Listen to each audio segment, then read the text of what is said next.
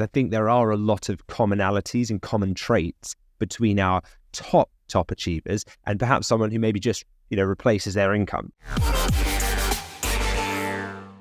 Have you ever wondered why some people seem to effortlessly climb to the top, while others seem to struggle to get off the ground? Well, after witnessing the success of many Dropship Unlocked Masterclass members, it's clear to us that success leaves clues, and it's not just skill or luck or talent that these people come with.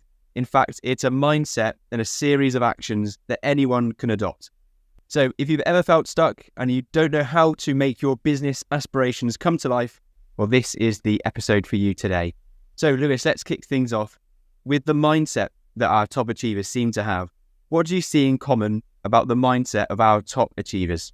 Yeah, this is definitely an interesting topic and one that I'm keen to dive into, because I think there are a lot of commonalities and common traits between our top achievers and perhaps someone who maybe just, replaces their income, which is still a level of achievement, but there's kind of different levels to this. And the people that get to hundreds of thousands of pounds per month, they are doing things slightly differently. And so I think the primary things that it comes down to is always back to the mindset. It's always back to what attitude did they come into this with? Because the top achievers and maybe like the middle achievers end up often starting with the same background, the same lack of prior knowledge about e-commerce. So it's not like a skills thing that they came into this with more than other people.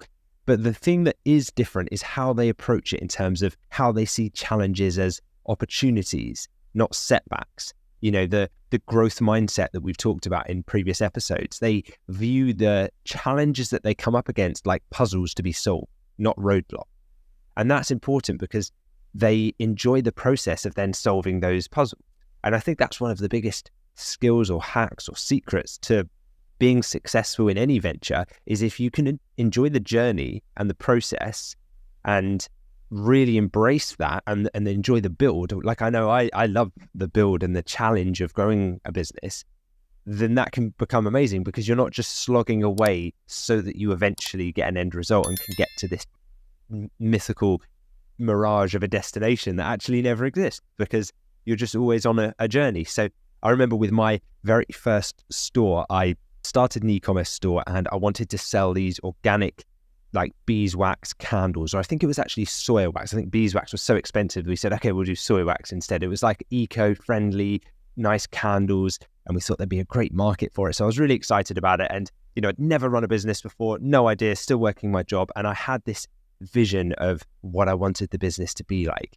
But I was hitting a lot of puzzles, right? A lot of obstacles and challenges. And luckily, I hit these questions, these problems early on before I plowed loads of money into the business. So I was maybe looking around and using a profit calculator to figure out how much profit was I going to make on each one of these sales.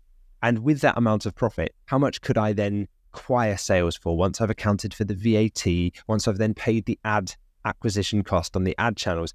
And I realized that, okay, it's going to be quite like razor thin margins here. And I wanted a lower volume of orders as well. I didn't want to just like start a store and then have thousands of orders and no team to fulfill any of them and all of these complaints and questions and potential issues. And so after a while, I realized that the numbers probably weren't in my favor for this. So I decided to pivot. I kept an open mind. I kept that growth mindset and thought, this is just another puzzle that's been thrown my way.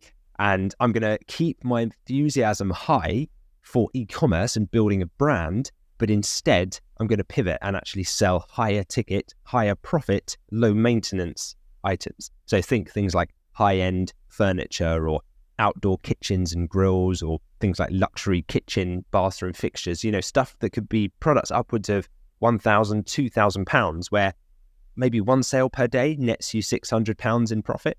You'd have to sell a lot of candles to achieve that, right? And you've got one order to fulfill, one customer to keep happy. And so if I try to pinpoint and zoom out of that, what do I think the lesson was there? I think it was the openness and willingness to pivot that gave me such an advantage later on in business, because I wasn't so closed off to the idea of changing the types of product and the type of business model that I went after. I didn't just fixate on the products, on the candles idea in this case for me, and just close everything else off. And I'm sure I could have made that work, but I would have come up against a lot more obstacles later on. So sometimes it's just good to look at the data, look at the numbers, look at the, supplier availability, the profit margins, the delivery, and just make a strategic decision and say, okay, based on the lessons that other people have learned before me, I am happy to pivot here because I want to take the path of least resistance to make this first venture work. So many businesses go out of business in the first few years because they just try and do everything their own way and they don't heed the lessons from those that came before them. And so that's the mindset that we see our top achieving members embrace. It's that continuous learning, never assuming that they know it all and just being willing to pivot if they need to. Yeah, completely agree. Having that humility to see a mistake for what it is, not let it completely put you off that venture that you're going down, and using it actually as a learning lesson and celebrate that failure. That seems to come up time and time again when I ask people about the mindset of the highest achievers, whether that's in dropshipping, e-commerce businesses, or actually any walk of life, being able to celebrate failures and keep pushing on. I completely agree. And the lesson that you pulled out of your story, I agree with the best lesson to take, is that the high achievers, they see when things go wrong, they pivot and they do something different, and then they grow from that position.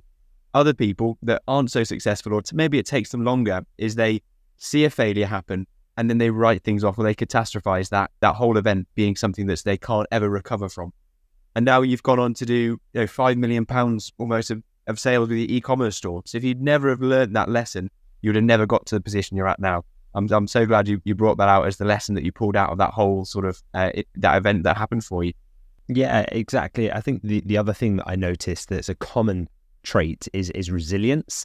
But this is an interesting one because, yes, it's great to be able to bounce back from failures with determination and say, no, I'm going to keep going. I'm going to go at it.